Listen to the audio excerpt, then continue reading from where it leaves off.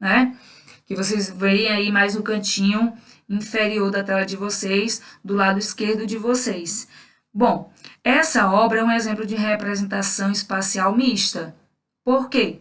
Porque nela tanto é possível nós percebermos as formas bidimensionais, né, que são as imagens planas, quanto também nós podemos perceber as formas tridimensionais. Nós podemos perceber, por exemplo, a questão aí da ponte, a altura dessa ponte, né? O espaço aí que ela ocupa, a largura que ela ocupa. Note que as casas são retas nas quinas das paredes, onde devia haver um ângulo. Do mesmo modo, a ponte parece ter apenas duas dimensões.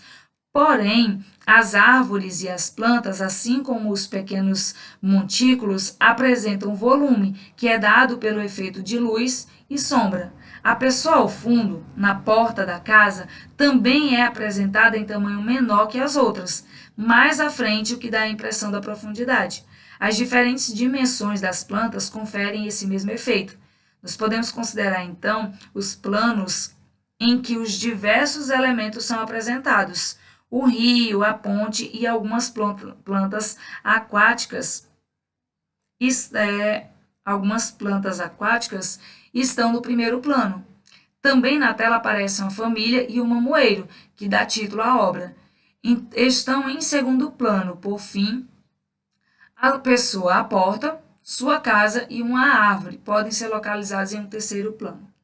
A obra do artista David Smith, essa obra que tem logo no cantinho superior da tela de vocês, é uma escultura e, como tal, ela apresenta as três dimensões. Ela tanto apresenta a questão da altura, como vocês podem ver aí nestas formas, como também a questão da largura, certo? Olha aqui a largura dessa coluna, dessa haste que é apresentada, a largura dessas partes que compõem a escultura e também a largura que toda a escultura ocupa neste espaço.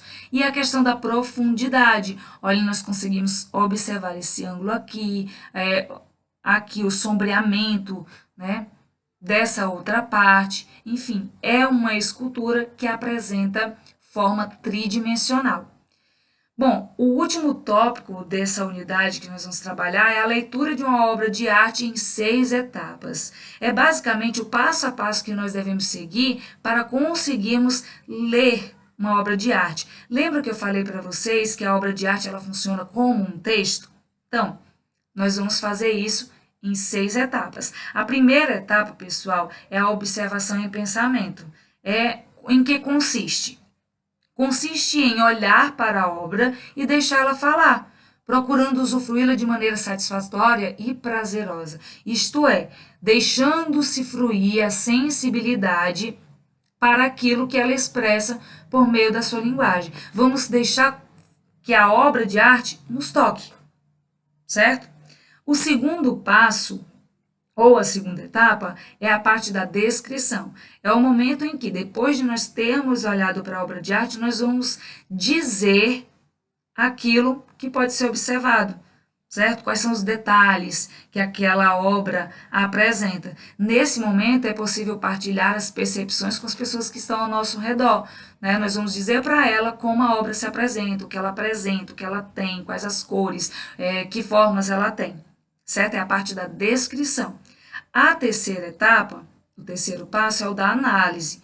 Nesse momento, nós vamos verificar todos os elementos que o artista utilizou para a produção da obra, como a técnica empregada por ele e os elementos formais vistos anteriormente. Quais são esses elementos? As linhas, as cores que foram utilizadas, as formas dos elementos naquela obra de arte, os pontos, enfim, todo o vocabulário utilizado pelo artista. Além disso, é na análise que nós também podemos fazer uma avaliação crítica da obra de arte. E essa avaliação crítica só pode ser feita embasada em conhecimentos aprofundados, ou seja, nós precisamos conhecer um pouco mais aprofundadamente aquela tela. E aí, essa parte do aprofundamento vai se encaixar também na parte mais lá na frente que nós vamos ver no passo 5. Agora, o passo 4, que é a interpretação. É nesse momento em que nós vamos dar uma opinião pessoal sobre a obra. Nós vamos expressar as sensações que tivemos ao apreciá-la, quais as emoções que aquela obra despertou na gente, tá certo? O quinto passo é o da fundamentação, certo? O que é isso? Nessa parte da fundamentação, nós vamos colocar em prática o conhecimento adquirido em relação àquela obra, ou seja, quando aquela obra foi elaborada, qual era o contexto histórico e social, quais os elementos da história da arte que estavam em questão na hora de produção daquela obra. Além disso, também é o momento de nós identificarmos a obra e o artista. Qual é o tamanho da obra e qual é o título que ela tem? Quais são os dados biográficos do artista? Quem é ele, onde ele viveu, qual é a idade? Qual é o estilo que ele utilizou no contexto da época em que ele viveu? Certo? A obra faz parte do início da carreira desse artista ou de uma fase mais madura? Quais os locais e com quem o artista estudou? Tudo isso deve ser considerado na hora de nós fazermos a leitura de uma obra de arte. E, por fim, que é a sexta etapa, é a parte da revelação, que consiste no ato de expressar artisticamente com base no que a gente percebeu naquela obra. Trata-se do momento de produzir, né, de fazer arte, mas não uma cópia, e sim uma criação nova, construindo conhecimento com base no que foi vivenciado. É o ponto culminante de todo o processo de leitura. É quando nós somos capazes também de nos tornarmos artistas. Bom, essa unidade finaliza com esses dois tópicos, eu espero que vocês tenham entendido direitinho, certo? E vocês vão aprofundar, claro, esse conhecimento fazendo uma leitura mais atenta de cada um desses tópicos que eu destaquei aqui. E para fechar com chave de ouro, nós vamos agora trabalhar com uma atividade que vai explorar a nossa criatividade. Que tal? Bom, como é essa atividade? Para isso, nós vamos voltar aí lá na página... Deixa eu colocar aqui pronto. Na página 142, certo? Vocês têm aí uma orientação para essa atividade. Tem todo um passo a passo, né? Tem 4 etapas dessa atividade. O que é que vocês vão fazer? Bom, vocês vão pegar uma folhinha em branco, que pode ser uma folha A4, né? Uma folha comum, como esta que eu estou mostrando para vocês. Ou podem pegar um material mais durinho, certo?